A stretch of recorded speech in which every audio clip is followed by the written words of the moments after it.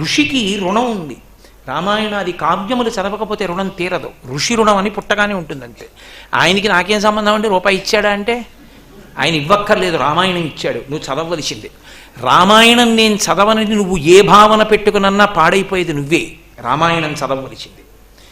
అలాగే భారతం, అలాగే భాగవతం. ఋషి రుణం తీరదు లేకపోతే.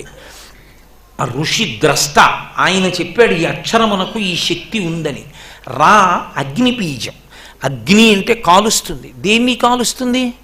పాపాన్ని కాల్చేస్తుంది. అది పాపాన్ని కాల్చే లక్షణం ఉంటే ఉపయోగం ఏమిటి వస్తుంది అంటే పరమేశ్వరుని మార్గంలో నడవడానికి ప్రతిబంధకం తొలగిపోతుంది.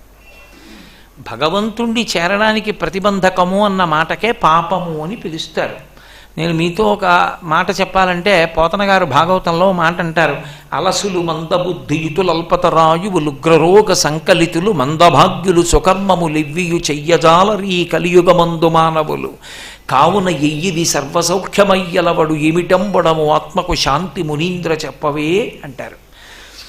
ఉగ్రరోగ సంకలితులు, ఓ అనారోగ్యం వచ్చిందనుకోండి, వాడు ఈశ్వర కార్యమునందు నిలబడలేడు.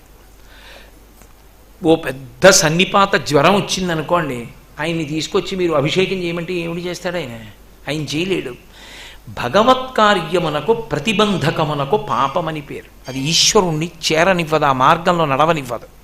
దీన్ని తొలగించేదానికి పాపమును కాల్చగలిగిన అగ్ని బీజమని పేరు. ఇప్పుడు ఆ పాపము తొలగితే ఏమవుతుంది?